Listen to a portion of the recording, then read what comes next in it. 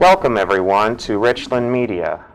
I'm Ryan Duff, your host, and I'm joined here with Professor Erica Edwards and Professor Patrick Moore right here at Richland, and today we're going to be talking about the U.S. Constitution on its special day. Welcome. Thank you very much. So, to start off with, what exactly is the Constitution? Professor Moore? What is the Constitution? The Constitution is the document drafted by a group of men, they were men after all, in 1787 that does what constitutions do. What constitutions do is outline the institutions of government and establishes what powers the government has and doesn't have. So the primary reason for a constitution is to limit the power of a government, because without a written constitution or without an understood constitution, there are different kinds of constitutions in the world. If you talk about to someone in the UK, they don't have a written constitution the same way we do, but they have this constitution based on their common law. But the reason to have a constitution is to protect against tyranny, to limit the power of the government, to prescribe what it can and can't do. And so that's what our Constitution does. It establishes the institutions and establishes the powers that the government has and doesn't have. And it's divided into three powers, if I'm not mistaken, correct? Well, I think what you mean is that it establishes three different branches of government. Yes. The executive branch, the legislative branch, and the judicial branch. That's an idea that was promoted during the Enlightenment by Charles Montesquieu, based on his reading of ancient Greek history, the Polybius, the Greek political historian or political philosopher. But James Madison picked up on Montesquieu's take on this idea of separation of powers, the theory being that no one individual or institution could gain too much power, tyrannical power, if there are other powers arrayed against it. So each of the three branches of government is co-equal in power according to the Constitution, and the fact that each of the three branches can limit the activities of the other two branches keeps any one branch from becoming too powerful or tyrannical. Very good. Professor Edwards, what does the Constitution mean to you as a journalist? As a journalist, it really, and playing off what Professor Moore was just saying, it provides a framework. It provides an understanding. Now, particularly, the initial documents in the Constitution didn't really talk that much about journalism, and it's the First Amendment that really delineates, freedoms, certainly from an establishment of religion, allowing free exercise, and then from a journalistic perspective, the key points are protection of freedom of speech, protection of a free press, that I would suggest the founders thought was very significant and very important, simply because the system they were coming from didn't have those protections. So from a journalism standpoint, yes, it provides the network, it provides the framework, and then the First Amendment, which I take meant, because it was the First Amendment, meant that the framers thought it was relatively important to safeguard those rights. At the same time, it kind of set up the responsibilities. So that's the way I view it from a journalist perspective. Very good. Professor Moore, because Richland is a very diverse campus, we get students from all over the world. Do they tend to ask you a lot more questions about the meaning of the Constitution versus your American students? I don't think so. I think that all of my students generally have the same kinds of questions. My international students don't have as much sort of as osmosis gained knowledge of the Constitution, but everybody in my classes is really learning the detail of the Constitution, or almost everybody in my class is learning the detail of the Constitution for the first time. So they're all asking similar questions about what it is and what it means and what it does and what it doesn't do. Okay, so my next question would be, how important is this Constitution? Well, it provides the fundamental basis for our entire system of laws and government. So it's critically important, and we refer back to it every day in our daily lives, talking about the freedoms that are protected by the Constitution. They are, we can get into the philosophy of where those freedoms come from. The framers didn't believe that they were granting us those freedoms, that they were that they were responsible for our possession of those freedoms. They wrote them down as a way of codifying natural law based on John Locke and Rousseau and the other proponents of consent of the governed and natural law. So they believed that the Constitution was very important, and we agree, because it codifies our rights and our privileges and our protections. Codify. Sorry, Right. I don't bring my Well, English it doesn't. In other words, it writes them down. It makes explicit. It puts on a piece of paper. These are the rights that we have.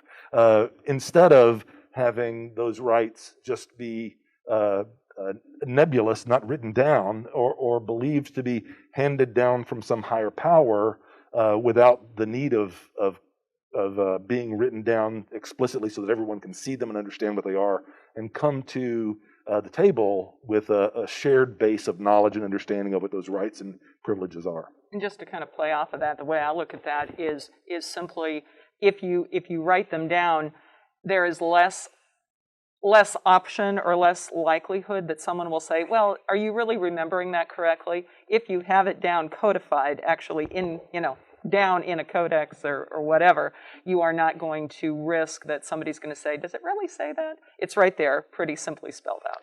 Now, Professor Edwards, I have another question about that for you in particular. Okay. As lead faculty of journalism at Richland College, if I got that right, have you ever had to possibly... Okay, in the First Amendment, freedom of press is one of the 4 pillars of the freedom of speech, if I'm not... Speech, religion, press, and assembly and petition. Very good, thank you. Good job. Very good. I teach the stuff every once in a while. Now, while I'm on that, have you ever had a journalist student that was very nervous that they may be violating certain types of laws, but you may have to... amendments, and you may have had to lecture them a little bit about it, the Constitution? In terms of violating the Constitution, really the Constitution is there more to protect the student journalist's rights. Right. The First Amendment does guarantee that freedom. And thankfully, the courts have also, in general, held that it's not just working journalists in the field who have those protections, but it's also student journalists, at least at state-run institutions. You get into a little bit of interesting quandary sometime in private schools. However, a college journalist has all the protections of the First Amendment as any other journalist out there. In terms of journalists or student journalists violating that, I'm not exactly sure where you're going with that. Help me understand just a little bit. Of course. Like, for example, a few journalists, student journalists or other reporters who are, fresh and green and all that, they may seem a little nervous, going into a courtroom or talking to a police officer. For example, some authority figures may say, hey, you can't be in here, or hey, no cameras or something. Well, in general, we've been very fortunate in that regard, and I can't remember a specific instance, at least in my 10, 11 years in this position, where we've had any significant barriers put up. Part of my job, every once in a while folks would say, yeah, we've got students calling, what are they working on? Thankfully, the Chronicle and KDUX Web Radio and also Chronicle TV are well enough known on this campus, so there's familiarity there. And we've been very fortunate that our leadership has really given us an opportunity, and the department and the students who are a part of it, a fair amount of support. Now, every once in a while, you might get a little bit of pushback, in which case I feel like my job is to say, I understand your concerns. I would hope that you would afford our student journalists the same courtesy that you would another reporter. And certainly anyone has an opportunity to say, I'd rather not respond. And in that regard, I will always advise our student journalists to say, thank you so much. I appreciate that. No one is obligated to participate, certainly. And from that standpoint, I think you accomplish more by just being pleasant and professional and move on to the next option. So I don't know if that answers exactly where you were going with that. I'd like to. There's an interesting part of this that Professor Edwards didn't talk about. Okay.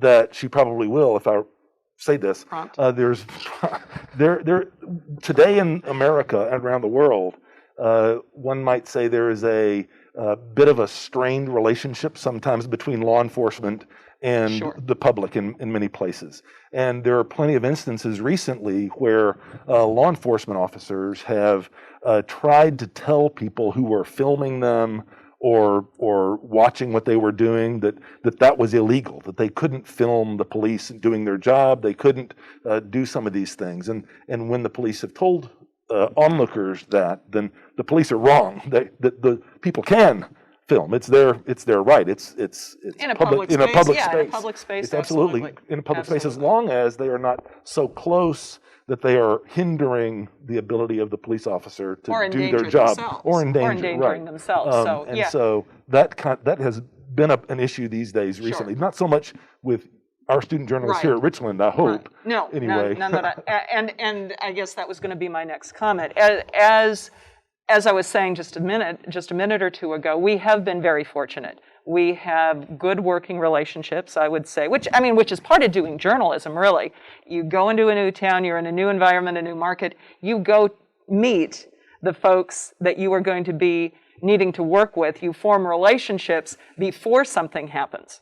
Okay, that's just good journalism 101. And so, yes, reach out to the police officers, reach out to the administration and build those relationships. But yeah, it is a balancing act. It really is. Because yes, as journalists, we have a constitutionally protected right, even obligation, to keep the electorate and the community in general informed as to what's going on. And that was one of the reasons that a free press was put in place in the first place. So if someone was arrested, and if someone was arrested improperly or unfairly, then they wouldn't just, there are some places where if you do something against the government, you disappear. That's called the Patriot Act, right? I'm sorry. Please go on.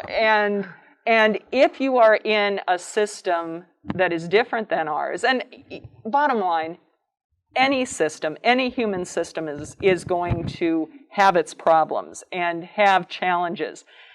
But in a system that is less free from the one in which we operate, if you speak out against the federal government, case in point, North Korea. Quite frankly, if you say something against the dear leader, you're likely to be disappeared. And your family. At best. So we have the protection here. And no, I don't know that anybody likes, say somebody gets arrested for something and they're being led away in handcuffs. At least I can see that happening to them, rather than just the government disappearing them, which has happened in some less free, less open, less accepting of journalism under the protection of a constitution.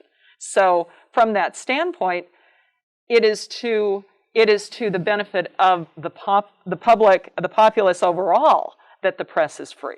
That not only can we understand what our government is doing, as outlined in the Constitution and those protections, but we can also know that we can't be disappeared if we take a stance that is less than popular. We have the right to criticize our elected officials. We have the right to report on what happens in Washington, in Austin, in whatever level of government we're talking about. And all of that, again, protected under the press freedoms that we have in the First Amendment. Very good. Very, very well thought out speech, I might say. Well, thank you. Thank you. Good comment.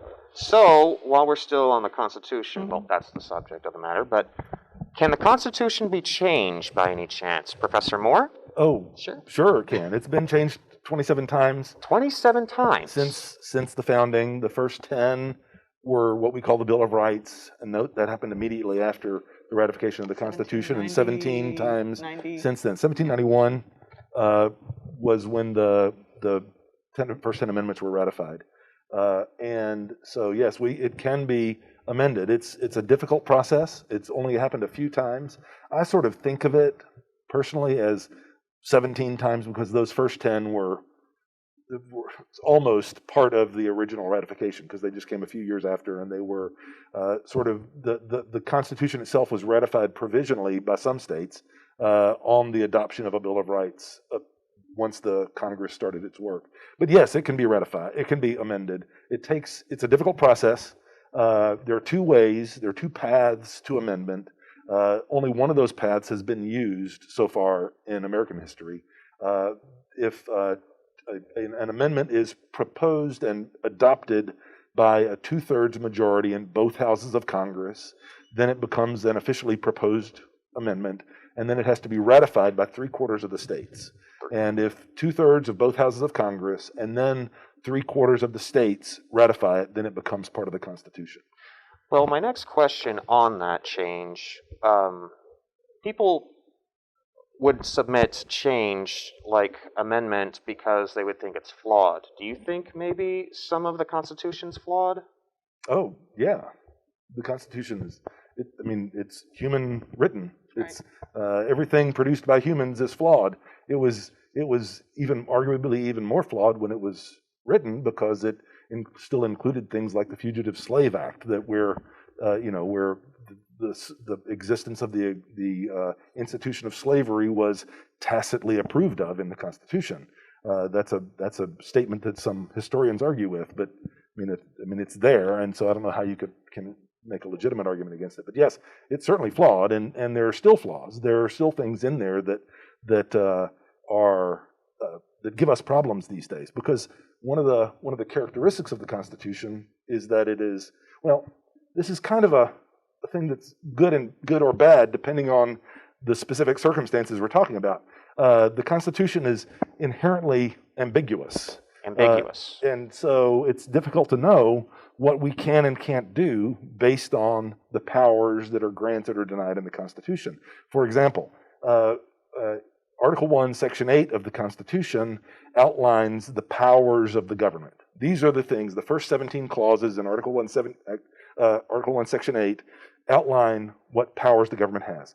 In the first of those clauses, it says Congress is empowered to provide for the general welfare of the citizens. What does that mean? So when Congress passes laws, they can only do so based on constitutional power given to them to pass whatever law it is they're trying to pass. And so when they pass laws, if you look at the text of laws, many times they will include which constitutional provision they are depending on in order to justify the passage of the legislation.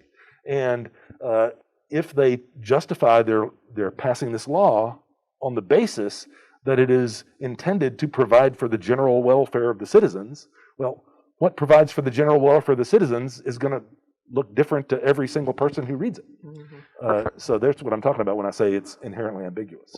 Professor Moore, on this subject, the way the Constitution is written, I got to admit, I'd got to be one of the first people. I would be the first to admit that I can't quite understand a little bit of how it's written, because it's written in a type of language. Sort of an archaic English, right? There we go. Mm-hmm.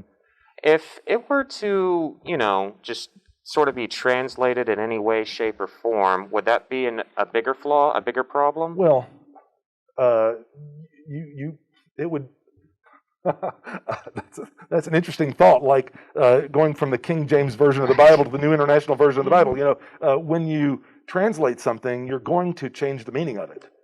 You will never be able to capture the exact sense, the exact sort of colloquial sense of the language that was used if you change the words. Words have meaning, and the context has meaning. And so I don't believe that you would ever be able to have agreement among all the interested players on a modern day retranslation of that language. Well, and besides, speaking as an editor, right?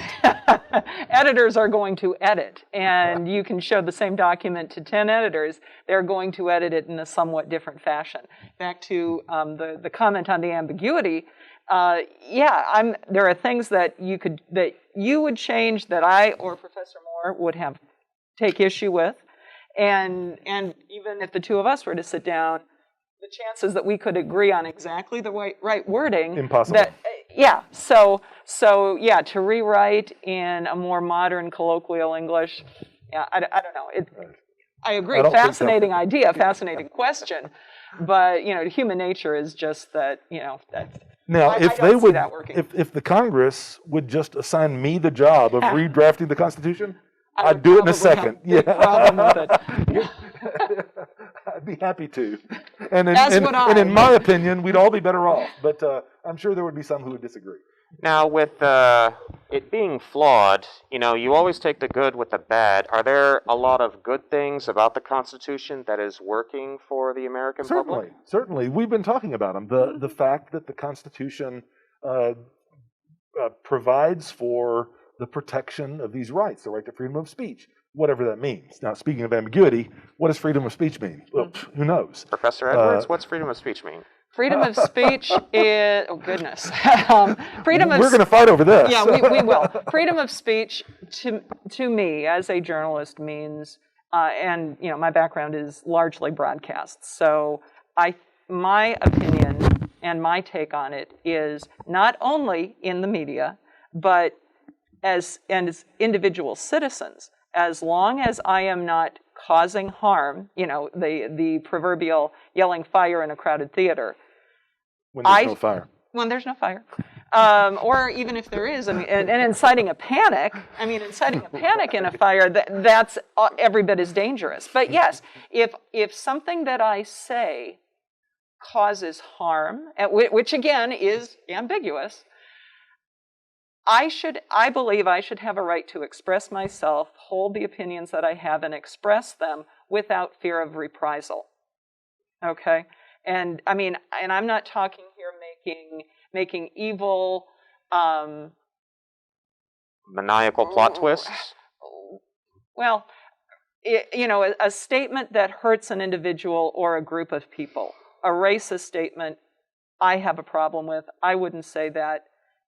And under some circumstances, even that could be, I would argue, protected. There are consequences for what we say. If I make a racist statement, if I make a statement that is largely unpopular or evil or harmful, there's going to be outcry on the part of the populace.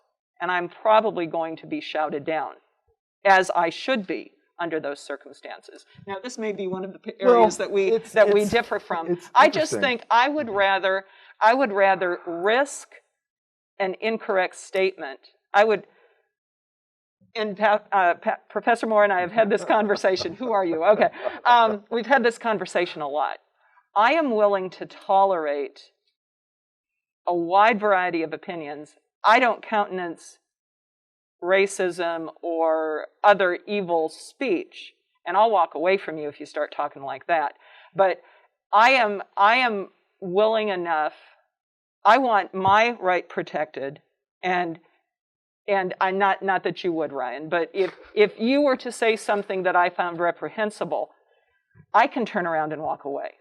Absolutely. And I am willing. I may find what you say hateful. Voltaire, I can never remember. The idea is that I am willing to risk speech with which I vehemently disagree, that I find reprehensible. I may find what you say reprehensible, but I'm willing to defend to the death your right to say it. Voltaire. It was Voltaire. Good. I appreciate that. I'm just checking myself. Kind of a paraphrase, but yeah. Well, but essentially that's kind of where I come down. That's where I come down on the issue of free speech. I should be able to countenance an idea that is different from my own, and if I can't, that is inherently dangerous. Because if your right to speak is denied, then eventually mine is going to be, and Professor Moore's and everybody else on this campus. Very good.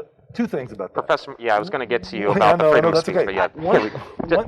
I was just preventing him from speaking. Go ahead. No. Filibustering. Why not? That's You're the government professor. Look that up, student, what filibustering is. That's important. Professor Moore? First of all, when and I agree almost entirely with everything that she just said.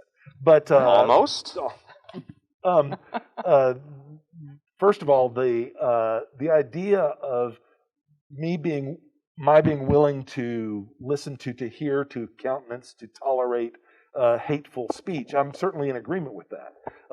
One of the things we have to remember is that when we hear this kind of debate going on in the real world, there are a lot of people who want to have their freedom of speech, but then when someone else uses their freedom of speech right back at them, they're offended by, oh, you're trying to shut down my freedom of speech. No, I'm not trying to shut down your freedom of speech. I'm simply using my freedom of speech in response to your use of your freedom of speech. And so I can be just as hateful as you are.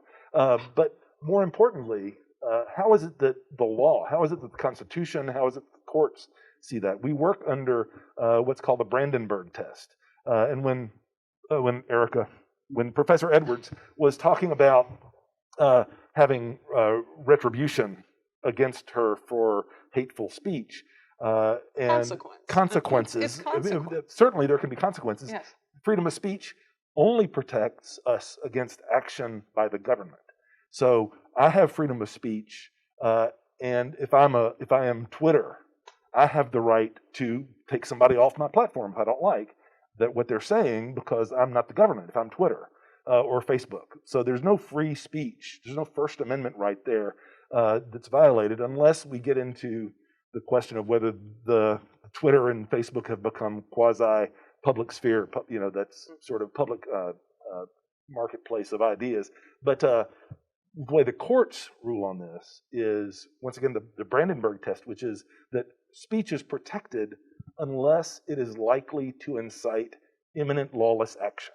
So if the things that I say, and I know that they are likely to incite lawless action, if they're likely to incite violence, then my speech may not be protected.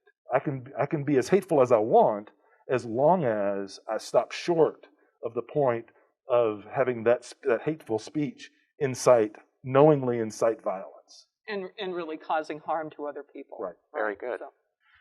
Professor Moore, I have another question moving on from that one. What is an informed electorate? If I wrote that down correctly. What is an informed electorate? Well, an informed electorate, that's actually a pretty deep and complicated question. Mm-hmm. An informed electorate, just sort of superficially, is an electorate that understands the nature of the issues that are at play at that time. If people who are debating whether we should increase or decrease taxes, people who are debating whether we should restrict immigration more or less, people who are debating whether we should have more gun restrictions or less, people who are informed about those issues and not simply speaking off the cuff in an uninformed way. In my view, I'm an old person, right? Terribly old. 128 counts as old, right? There was a time when I was young, when I was your age, that we really only had a very limited number of sources of information. There was no internet, of course. There was a time before the internet, which you don't remember because you weren't alive. But we had ABC News, CBS News, and NBC, ABC, CBS, NBC, and we had PBS, right? Mm-hmm. And then we had the daily newspaper, and so that was the news. And then some radio, but those were run by the same media conglomerates, and so we Americans all pretty much had a shared basis of information. And so we were arguably more informed then than we are today. That's sitting here beside a journalism professor. That's a controversial thing to say, but not as much as you might think. Since we have the internet and we have been able to shield ourselves and set ourselves up in silos, in echo chambers of information. A lot of people only know the world from within the perspective of their personally self-curated echo chamber. And so they don't have a shared basis of knowledge with their next door neighbor. So they're not informed. While I'm at it and all that, how can we get American citizens and immigrants in the U.S. to teach them a little bit about the responsibility and educate them about the Constitution? Well, they should all come take my class. And take media literacy. And take media literacy as well. I was going to say that Erica's probably a better way to answer that question than I am. I'm happy to. I talk all the time, and I take every opportunity that I can to talk about the Constitution. But Professor Edwards is more doing that day to day. So, what would you say? Well, first of all, I'd like to backtrack just real quickly if I can. Please. In terms of the information that we have available, we are absolutely on the same page. Both of us remember well a time before the internet. And there was, at the very least, a little bit more homogeneity of information that was spread. Now today, we've got so many sources of information, arguably more information available to all of us than in any time in history, that it can be very easy to self-select, so we are only listening to MSNBC or CNN or Fox or whatever we self-select. And yes, I don't think it's any secret that each of those outlets take a particular slant that tends to appeal to the people who watch and listen and take them in on a daily basis. So because there's so much information out there, and it's not just the cable news networks, it's websites and blogs, and the internet across the board gives us so much information that it is a survival mechanism that we kind of self-select. Okay, there are only so many hours in the day, and if I am going to continue to do life, I need to kind of self-select and watch, and sometimes that means watching the network that doesn't drive me absolutely crazy. My suggestion to all my students, and I get asked this a lot, what do you watch? Where do you, how do you, for that matter, how do you put the current events quiz together? Mm-hmm. But what I tend to do is a cross-section of as many different sources as I can. The cable news networks, I tend to stay away from blogs when I'm writing quizzes because they are essentially they are hyper curated toward the point of view of the person who put the blog together. So, and blogs aren't news. Let me just say that very, very clearly. Blogs are not news. They are based on news often, just like Joe Scarborough, just like Tucker Carlson, just like Nika Brzezinski. None of those people are, in the strictest sense, news people. They are commentators. They are entertainers, okay? And so what they are putting out there is not, in the strictest sense, news. News is when you sit down and say, here's what happened today, all right? And anything else that happens in the 24-hour news cycle of cable news is commentary, is analysis, and that gets away from the crux of news. But in terms of how we better inform ourselves, to me it's a matter of taking in an opinion that differs from your own.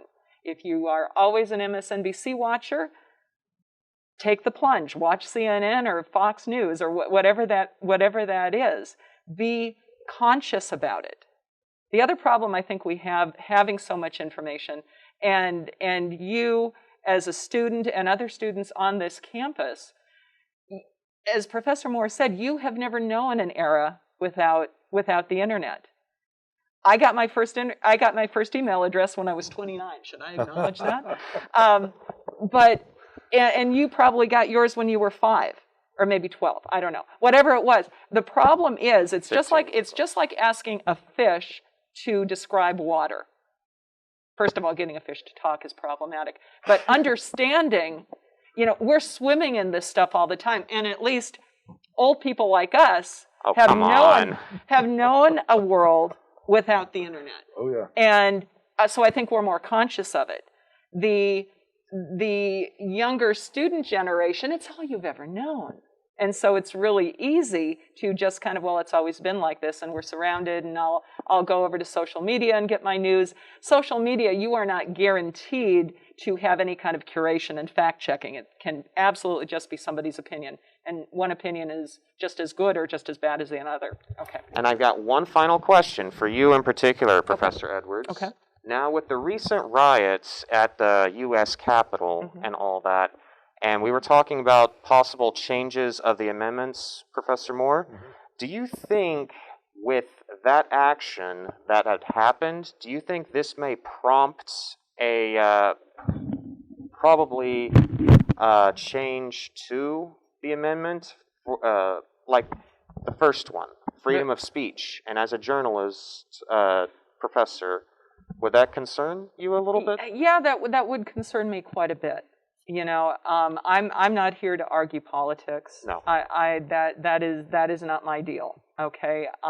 As a journalist, I'm required to keep my personal politics out of a discussion, and my view politically on any action is absolutely irrelevant.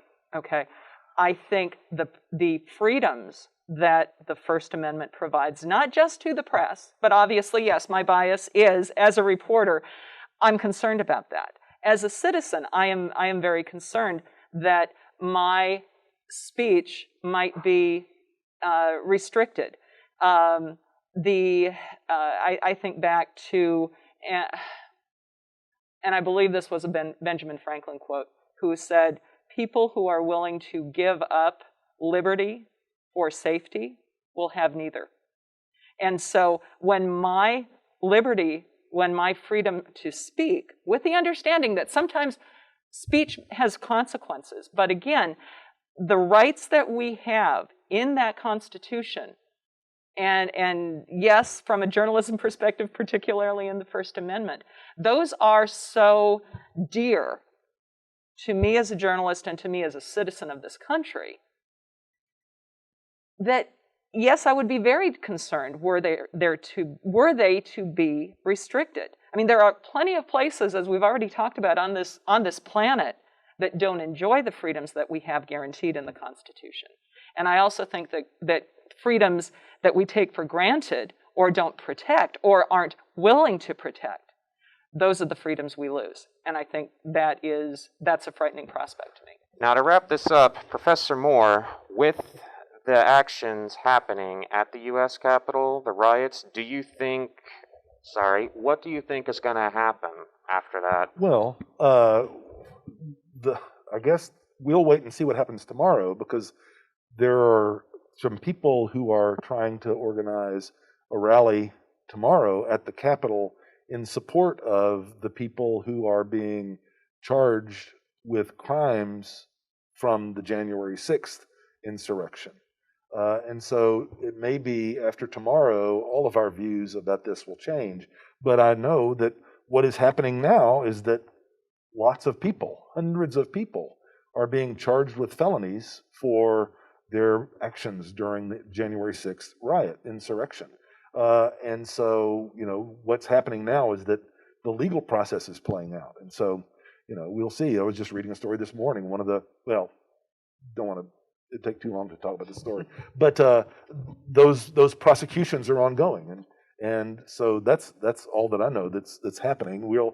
So the FBI, the Homeland Security Department, are pursuing legal cases against the people who committed an insurrection on January 6th, and hopefully tomorrow's rally will not be as violent. Hopefully our law enforcement will be better prepared for whatever crowd does show up tomorrow.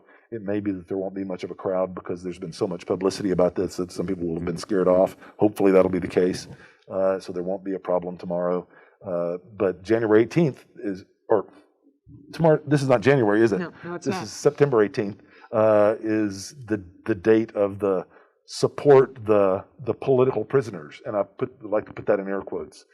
Because the people who are rallying tomorrow are referring to people who have been charged from their actions on January 6th as political prisoners, which is ludicrous, of course. So we'll see. Very good. So as a final thought to you students out there, the Office of Student Life has a little handbook of the U.S. Constitution that everyone can read. I encourage you to try to check it out sometime. Thank you very much for... Oh, Professor Moore has one right here. Please stop by the Office of Student Life to get your very own copy of it, or see Professor Moore That's or right. Professor Edwards. She's got like 100 of them in her office, right? I can get a couple. And I myself wouldn't mind having 16 of those in almost every room of my house, my glove compartment, you name it, because I myself would definitely thoroughly read this. Well, that's all the time we have for today. Professor Edwards and Moore, I cannot thank you enough for joining us. Thank you. Thank you. And we'll see you soon. Good day, everyone.